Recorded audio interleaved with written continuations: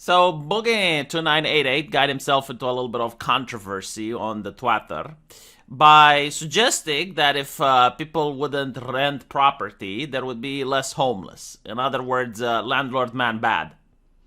I tend to disagree though. I think that if people wouldn't rent property, there would be more homeless. And people wouldn't just automatically sell the property they have, they would just flip it like people do with stocks, and like we see a lot of people do with China. You see, the problem is most people do not trust the government to give them a pension when they're old due to various factors such as inflation or economic downturns, and most people try to find out a way so that they aren't reliant on the state. And one of these ways is to buy several properties and rent them out, or buy properties and flip them. People do this even in communist China. In fact, the evergreen situation is part of that because a lot of people bought houses that they had no intention of living in, only to flip them later. And the problem with this is that you buy a house that you know you don't need, and you hope that someone else at some point will pay more for it than you have paid. And that person hopes that some other party will pay more for it than he paid. And eventually you're going to reach a point where someone isn't interested in paying more than that price. And then the bubble collapses and you have the evergreen situation. A situation that we haven't even experienced its impacts yet, because it usually takes a couple of years for the economy to lash back. But the reason people are upset with Boogie, I guess, is that he is spewing a communist talking point. I don't think there's any other ideology on planet Earth besides communism that has a problem with landlords. Because if you have a problem with landlords, you'd have to have a problem with a lot of other businesses. I mean, for example, bankers, they do literally the same stuff like a landlord, don't they? They rent you money and you have to pay them with extra. And the banker doesn't work for that. Right? Like once he gives you the money, he just waits an amount of time, and then he gets extra pay. So how is that different than a? In fact, I would say that a landlord works more because the landlord has to repair shit. But like a banker doesn't have to do anything. He just gives you the money, and after an amount of time, he makes a profit. So why are you going after landlords instead of going after bankers? You know, bankers are even more powerful because they influence policies and they lobby the government and they pass various laws so that they create things like hedge funds, which operate on a completely different level than most people can. Right? So like, you'd have to go after the bankers first. But even then, with this type of mentality that you need to work for money, people brought up streamers. And Boogie is like, oh, well, yeah, but like a streamer works like 4 to 8 hours a day. Okay, but do you think that the amount of money that a streamer makes is reasonable? I mean, should a streamer who sits at home on his chair, just flapping his mouth, earn more than a builder? If we are looking at the benefit for society, if we are looking at, people who work need to get paid fairly, the communist argument, if this is the ideology you pick and choose, right, the Marxist argument would be that the theory of labor in this situation says that the streamer is getting paid too much. So the streamer should share more of his wealth with the people who work at the platform. So you should give more of your money to other Twitch streamers who help create the platform that allows you to become famous. You should share more money with the people behind the scenes that work at Twitch.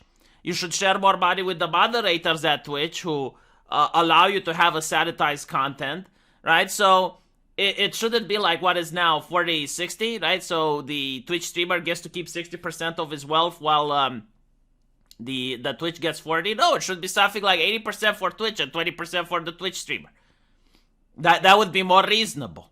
And then a streamer wouldn't earn more than a builder, which is a noble profession under Marxism. Again, like I'm saying that these are Marxist points because they like if you are to poll society, especially in the US, you make a poll, you see that even people on the left don't have a problem with landowners. Like, no, right? It's not something that is even like political capital to go after. But if you poll the people on Twitter, and especially on Twitch, yeah, everyone, oh, my landlord. Okay. Landlords, they do provide a service for society. They give people a cheap alternative place to live. Without landlords, there would be more homeless. And not only that, the landlord, you say that they didn't work for it. They did work for it, like, and then they used the money they worked for it in order to buy the house.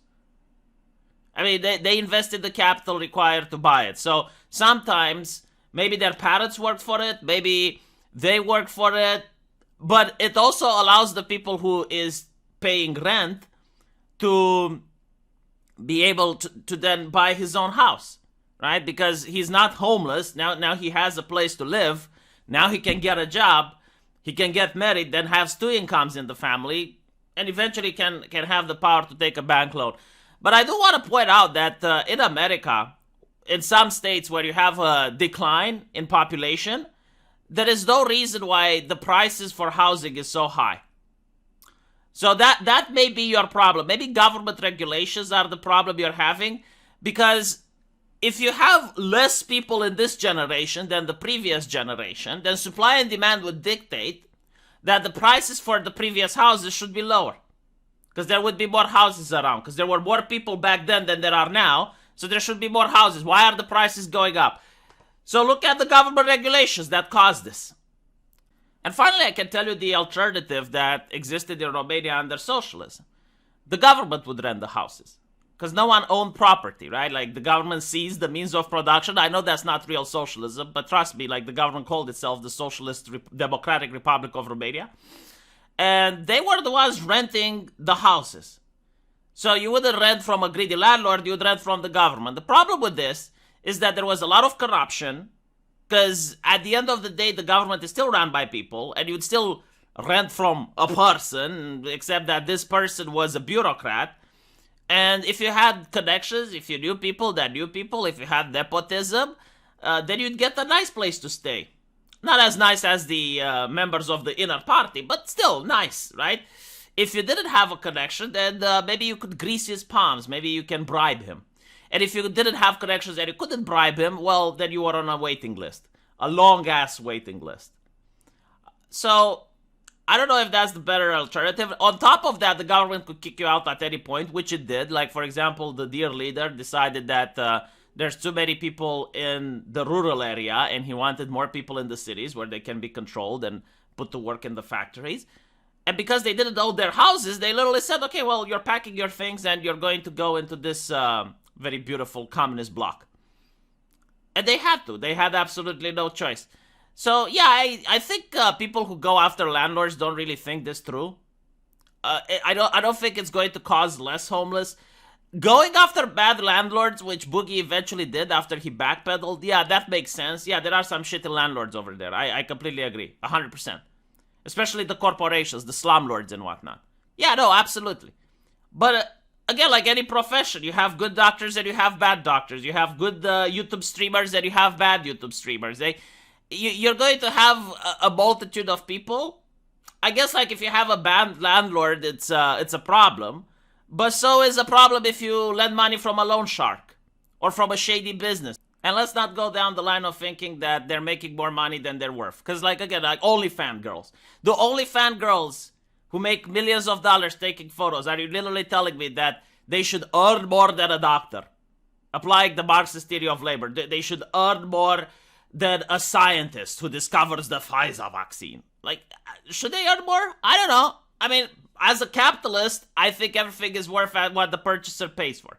As a capitalist, I think they have a right to do it. But if we're going to micromanage the economy and decide what people do with their lives and what's moral and what's immoral and decide, like, oh, well, this type of business I don't like, I find it a little bit predatory. I mean, okay, I mean, there's a lot to unpack there. There's a lot of conversation, and you won't like the road that it's going to take. So, yeah, let me know what you guys think, and I'll see you in the comment section. Take care.